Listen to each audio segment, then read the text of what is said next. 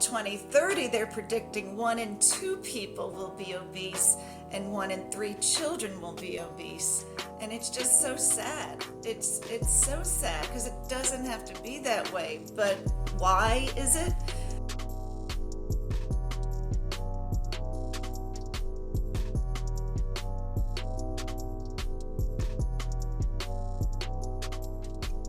Hey everybody, welcome back to the Healing Hands Chiropractic Podcast. I'm your host, Matt Dawkins, and I'm joined as always by Dr. Tracy Rush. And Dr. Tracy, let's start with how you're doing today, and then we'll get into the content. How is your Tuesday going? I am blessed. It is actually our son and daughter-in-law's 2nd year anniversary. Wow. Hey, that's a big deal. That's a big deal. You know, they say it's funny. They say the days are long and the years are short. Marriage teaches you that, but also kiddos. Any kiddos in that 2-year marriage? Oh, yeah, that's my grandchild. That's right. That's definitely are getting a taste of that whole days are long, years are short mentality. So that's awesome. Speaking of life, one of the things I've heard you say and we've agreed on is that we value not just a long lifespan, but a long health span. And part of your mission is helping people be healthier, helping people not just live longer lives, but live healthy lives. And so today, I just thought it would be really cool. Thank you for saying yes to this, for us to unpack one of your recent workshops where you talked about the growing epidemic of obesity in America, but also that there's a solution. And so if it's okay with you, we're just going to work down these questions here. I'm going to ask, you answer, and we'll go back and forth and see if we can knock this thing out in 20 minutes. How's that sound? That's awesome. All right, awesome. Let's jump right into big picture. Let's go up to 30,000 feet. Let's kind of look down the whole situation. The first question, it references the fact that you mentioned obesity becoming a near epidemic, with 1 in 3 people being overweight. Can you talk about the trends you're seeing and why this is such a growing issue, especially among children? Because you mentioned 1 in 5 children, I believe, struggling with obesity. Talk about that for a second. And that's now. That's what it is now. In 2030, they're predicting 1 in 2 people will be obese and 1 in 3 children will be obese. And it's just so sad. It's so sad because it doesn't have to be that way. But why is it? Our food system, it's so poor. I mean, you have to search for good nutrition. You have to spend the money on organic food.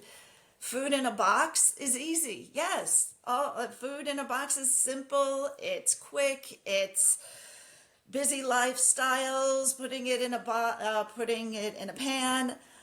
But all those chemicals to keep it in that box, that's what's fueling this epidemic that's going to be. And then our sedentary lifestyles. So I live on a cul-de-sac and we have children that are across the street from us and they're outside all the time and I love it. They're riding their bikes and they're outside playing. But that's rare now. That is rare these days. So those children are sitting in a chair on a device, on a TV screen. It's sad. Yeah, and we could talk about kids this entire conversation. We truly could. I think I've got an 8, 6, 3, and 1-year-old. My 8 and 6-year-old are in public school, and the truth is, and we're not here to pick a fight, but the truth is most public schools don't have kitchens anymore. They have freezers and they have microwaves, and essentially that's how they're serving food in mass. And so there are some really, really cool organizations out there that are working to educate public school systems on how to prepare better food, how to afford better food, because that's one of the issues is the budget. Bad food costs less than good food, right? If you struggle financially, you know that to be true. It's cheaper to go get a McDonald's cheeseburger than it is to go get a really good salad at a nicer restaurant, right? So, but as we're talking about obesity, it's more than just, aesthetics and how you feel. I want to get into this next question because I think that, and I don't want to jump ahead. I'm sorry. What is your opinion on medical intervention? I am totally jumping ahead. Don't worry. I'll crazy. I scrolled too far. All right. So obesity is linked to so many health issues. That's what I wanted to talk about, not just the aesthetics and how I feel and how my clothes fit and how people perceive me. I want to talk about the medical issues. So my question is, could you explain how being overweight physically and emotionally impacts the body, especially from a chiropractic perspective, beyond the aesthetics? So, number one, if there's more weight, it's going to put stress on that spine, going to put stress on all the joints. But that spine, because your spine now has to mold to that weight, it's going to put more pressure on the knees. And they say for every 5 pounds that you lose, you lose the strength, not strength, you lift up the load bearing on your knees. So there's all these numbers. I don't know the numbers off the top of my head, but as you lose weight, less pressure on the knees, less pressure on the ankles, on the feet. That's just spinal. And then think about the organs. I mean, number one is heart disease. That's the number one killer of our country. Heart disease can be prevented. For most, I'm going to say 90% of the people can be prevented. Diabetes, cancer, all of these things contribute to it, but it puts stress everywhere on your body. Well, you talk a lot about what people do in order to get healthier, right? The solutions that we see out in culture and in the medical profession today. You mentioned people often try multiple weight loss programs, but they struggle to maintain better results. So why do you think so many weight loss programs in the long term? Because just like with chiropractic, they're not getting to the cause. They're not getting to the why. And there's typically an emotional response or emotional factor that goes with eating. Could be things from your childhood. Could be how you perceive yourself, your self-talk. I'm not good enough, or I'm not pretty, or those type of things. And so a lot of it is here. And I'm not saying you're mental, no, but you have to deal with here as well as the physical. And people struggle because, okay, you do intermittent fasting, and we're going to talk about this in a little bit. You do intermittent fasting. You eat between 11 and 7. All right, you start losing weight. You get rid of carbs. Great, you get rid of carbs, and you start shedding that weight, but then you do it for 3 months. You get to the weight that you want to be, and then you jump back into what you were eating. And boom, it happens, and then it happens quicker, and it happens more. So it's getting to the root cause of why you're eating. Is there an emotional attachment to the eating? Is it because you're bored? A lot of people just eat and out of habit. I mean, you eat dinner, then you watch TV, and then you have that snack. You want that sugar, you want that euphoria, you want that endorphin rush, and you eat that snack or that sugar. So it's changing the patterns, changing it. And that, it's interesting because I think a lot of us can wrap our brains around fear of failure. And I think some people, when they think about taking on an effort to lose weight, to get into better shape, it is in the back of their mind, what if this doesn't work out? What if all this effort is futile? But there is research now, Dr. Tracy, I've been reading up on it, around fear of success, that psychologically there are people that genuinely struggle with, what if this does work?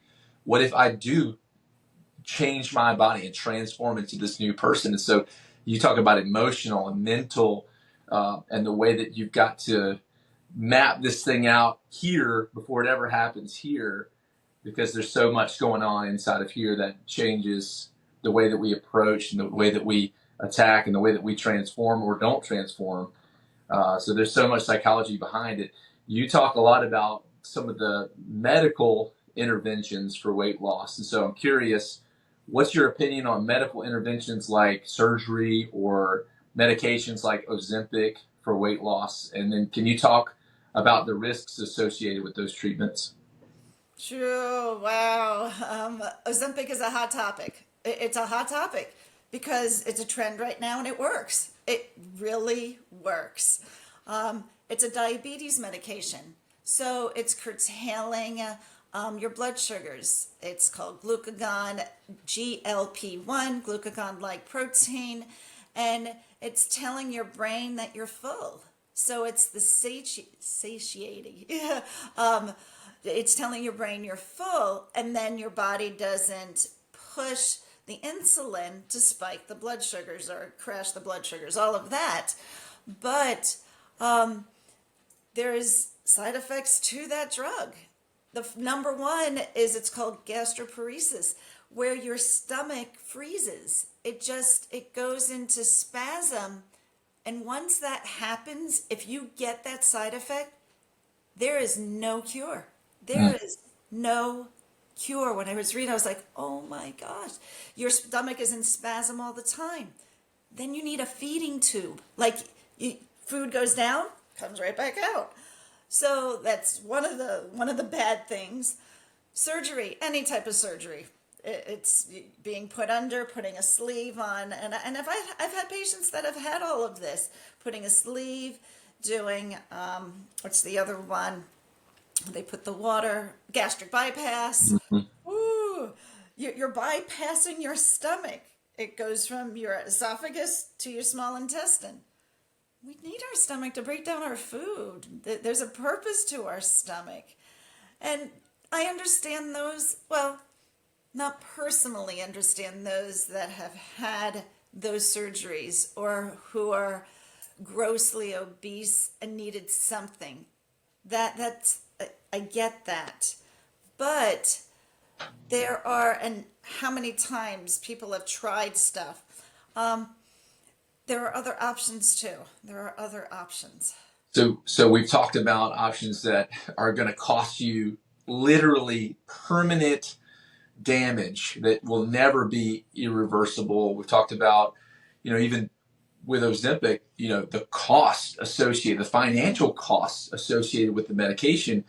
So the solutions that we talked about so far really are going to cost you more than you want to pay, and you're going to get temporary results with a permanent cost. So there's got to be a better solution, right? That's ultimately what we wanted to get to in this conversation. So you've talked about things like, and I'm looking for here, e-hunger and e-burn as products that I know that you offer in your practice. Could you explain how those products, how they work together and what sets them apart from other weight loss solutions? So I want to actually go back to cost. So Ozempic is, like I said, a diabetes medication. And under most health insurances, it's covered for diabetes. If you're doing it just for weight loss, it's $1,000 a month. If it's not diabetes related, $1,000 a month. So just think about that. So solutions. The company that we partner with, Vitalio, came out with Edislim. So it's a combination of e-burn and e-hunger. And what it is, it's not, some of it's patent pending, some of it's already patent approved in Canada. It's been used in Canada for many years now. But you start off with the e-hunger, and it's a powder. Use 1/4 teaspoon, has a tiny bit of sweetness to it. But what it's doing, it's the glucagon-like protein. It's telling your brain that you're full. So it's helping the cravings. So be it sugar, salt, it's helping the cravings. And you use it first thing in the morning. So it starts the process of curtailing that brain and your stomach, saying you're hungry. Then a lot of people, I'm going to say the witching hour, that 2 o'clock, 3 o'clock, 4 o'clock, right there. So you can do another 1/4 teaspoon, put it in any drink around 1 o'clock, 2 o'clock. Takes about a half hour for it to start to kick in. So again, it's going to curb that craving. Then the e-burn is burning the fat. It is taking the fat stores and burning it. So that's the fuel for your brain. That's the fuel for your muscles. So you don't have to work out. wow, you don't have to work out, because people are like, I got to work out to lose weight. You don't have to, because it's thermogenesis. It's burning it from the inside out. And that, it's 1 or 2 pills, depending on your weight. 1 pill if you're 175 pounds or less, 2 pills if you're over 175 pounds. And you just do that in the morning, and it just burns. It gives you energy, helps the brain, and burns off that fat. Now, Yeah. intermittent fasting. We got to go there. We're talking about more natural approaches, right? So what we're doing is we're trying to move away from the medical intervention and look at more natural approaches like e-burn and e-hunger. But yeah, let's talk about intermittent fasting as well as another natural approach. Let's hear it. And so the intermittent fasting is, you want to trick your brain to burn the fat. So you stop eating around 7 p.m. You're going all through the night. You wake up 6 o'clock in the morning. You take the e-hunger, e-burn, and then you don't start eating until about 11, 12 o'clock. Lunch, your snack, and then you eat until about 7, 8 and stop that time frame. You stop eating during that time, after that time frame. And what I have seen, and I know we're going to talk about this with my husband, he's had his struggles. He really has. But he's eating now sensibly. So he's done multiple things over the years, but now his cravings for sweets are no longer there, which is great. He's eating smaller portions of food because he's not as hungry. Well, watching him journey through his own struggles, as you talk about in your workshop, how has watching him and journeying with him really changed your approach when it comes to the way that you care for your patients?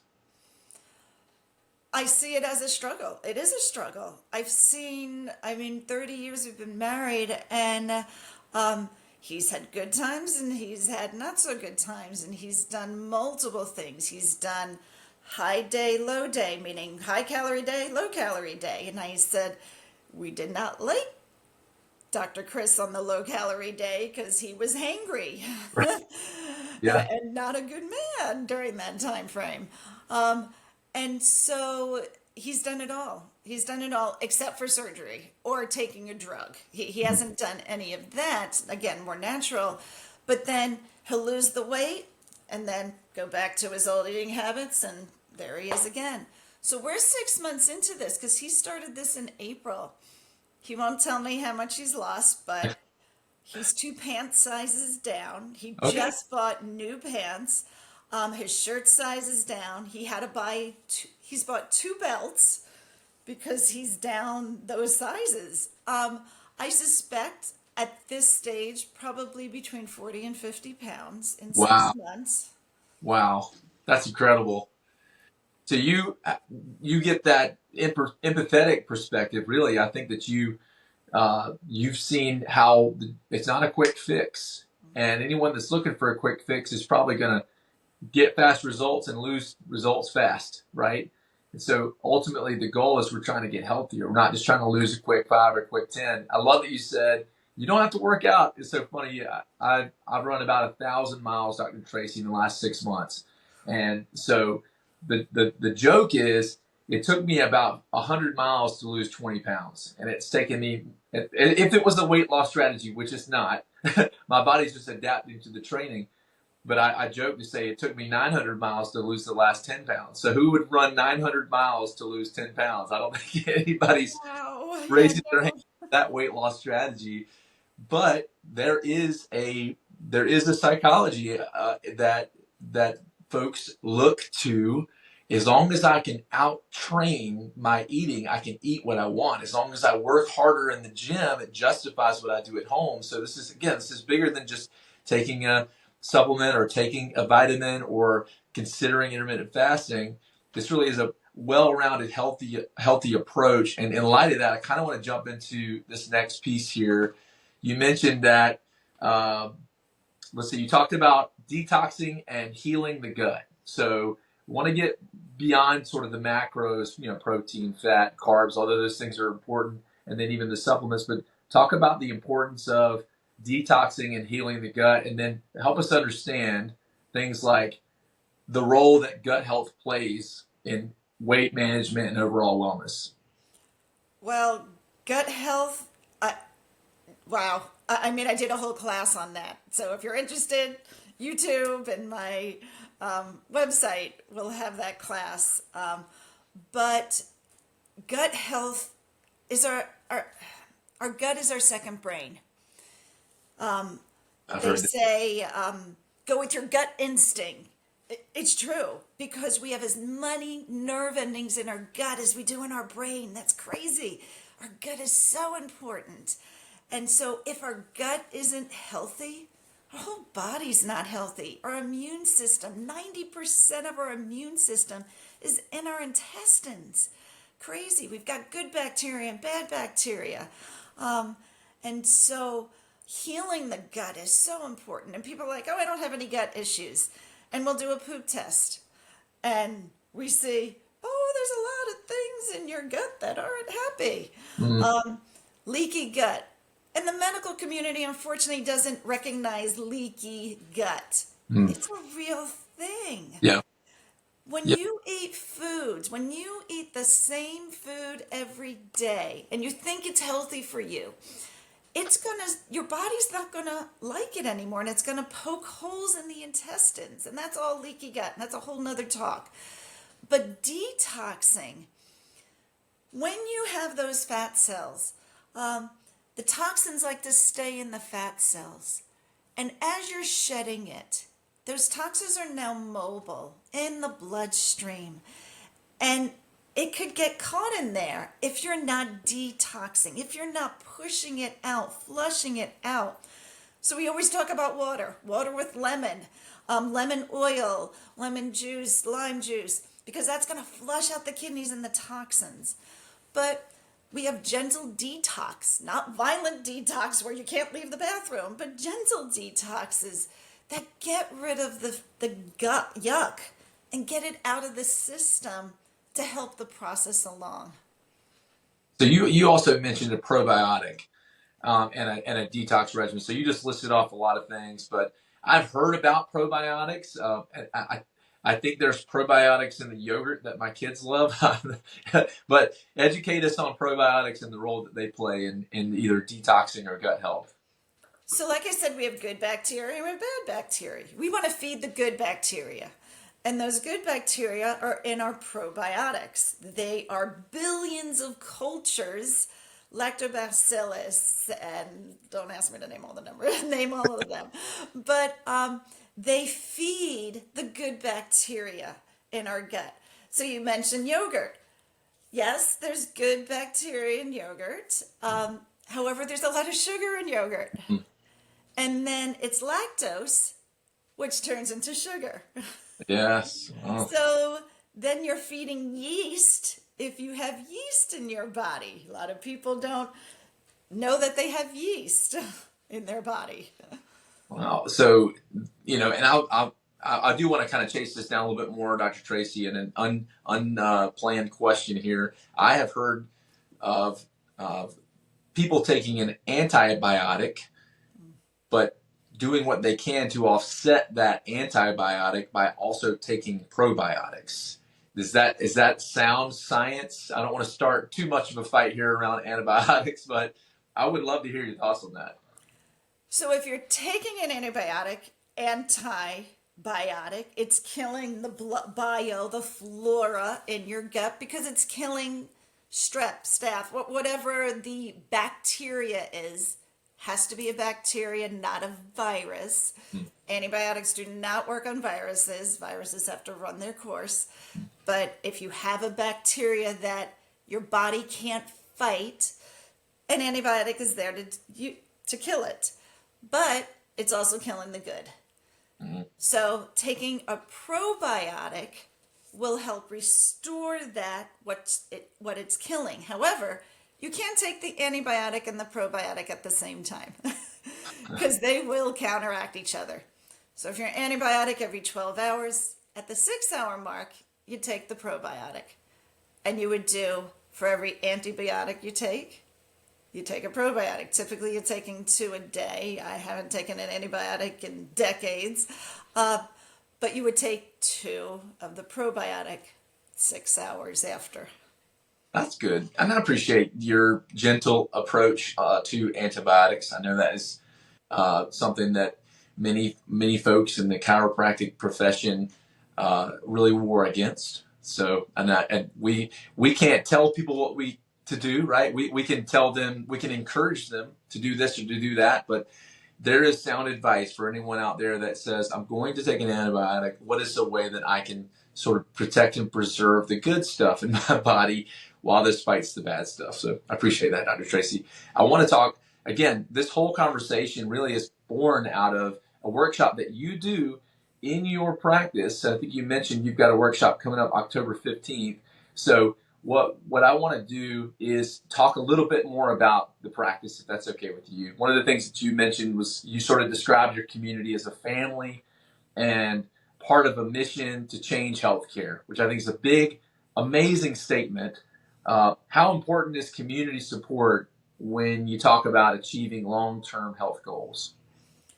So when as patients walk out our door, we have a banner above our door, and it says, "You are now entering the mission field." Mm. So it's their story entering that community, our community. So if a family is healthy and they tell a friend, then a neighborhood becomes healthy about chiropractic, about healthy living. Then that person tells someone else. It's just this person tells this person, this person, and it keeps going. Then the community can become healthier. And we want healthier communities. Then that community can go into the city, into the bigger surrounding areas, the state. Yep, and get the picture. Yeah. So we're doing that. We've been there, going to be in February, 23 years we've been there. Wow. And I think of the thousands, hundreds of thousands of lives that we have saved, that we have helped. And this education portion, always educating. Doctor means educator, means teacher. But these classes, these workshops that we're doing now, I started a couple of years ago, but I've been asking, and I have, in a couple of weeks, we'll have a survey out to our practice members of what classes you want for next year. And so those classes will shape up for next year. So our next class is, as you said, October 15th. And it is on healthy cells. We're doing a cancer talk. And that is going to be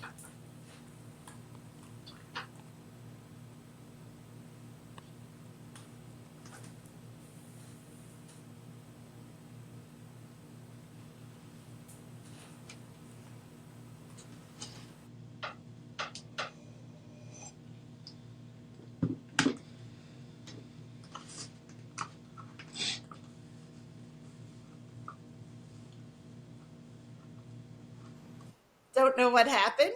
My internet said it was here, so I was like, "Oh." I just saw a reconnecting on the screen, but I just let it keep rolling, so that's fine. We can definitely do that. So our workshop is on healthy cells, or our cancer talk, because October is Cancer Month. Today's October 1st, and we're going to be talking about different ways to help your body avoid cancer. That's amazing. So if you're watching this and you're wondering if you should be there, if you are warm-blooded, if you are a human being, yes, you should be there, and you'll be glad you went. That's incredible. You said 23 years, and I can't even wrap my brain around the number of lives that you've impacted and the number of people that you have helped, not just, with their spine, but with their entire health. And so I want to give you a second to talk to folks who've made it this far in the conversation, who have struggled with weight loss. They've tried everything. They haven't seen the success that they want to, you've dealt with people like that who've fallen into that category for 23 plus years. What do you say to that person? You got 30 seconds to go up 20 flights in an elevator, and you know this about this person. What are you saying in 30 seconds to a minute to encourage them to keep trying, encourage them to have hope? What are you saying to them? There are other options. Not all weight loss programs fit everybody. There are options for you, and you just have to find the one that works. I believe Slim is groundbreaking. The results we have seen have been incredible in this journey. Almost 2 months that I have patients that have been on it, and Dr. Chris's story of 6 months. You have to try. You got to find what works for you. Yeah, I appreciate that. That is, and thank God. Thank God that there are other options. I think most of us have tried sort of the grunt test of weight loss. What's the hardest possible way to do it, the least sustainable way to do it. So what you're talking about is an all natural, sustainable way to do it that has community wrapped around. It's a beautiful thing. And obviously the intentions of this conversation, Dr. Tracy, you would agree, we just want to educate people. We want people to be healthier, but there are people that are watching that want to take advantage of this. And so just to kind of sign off and close the chapter on this particular podcast episode, if someone was interested, say, I'm interested in this Slim, the e-burn, the e-hunger, what you said, I'm intrigued, I want to learn more. What is the easiest way for someone to either get a hold of you or take advantage of this product or this service? So Berlin, Maryland, Healing Hands Chiropractic and Functional Medicine, but you'll look it up under Healing Hands Chiropractic. I will give you the phone number. You can call our office, 410-629-0610. But we will sit down with you. We'll do a consult with you, see what your objectives are, see where you are, and create a custom plan for you and help you along that journey. Amazing. Thank you, Dr. Tracy. And I'll just go ahead and tell folks that, with that, the workshop coming up on the 15th, I'm going to do my best to pull a lot of that content out in our next podcast episode because I'm intrigued, but also know it's a healthy thing. So as we say, we're on mission. We're on mission to educate, and we're going to make sure we keep the conversation going for you guys. So thanks for watching. We'll see you guys on the next episode.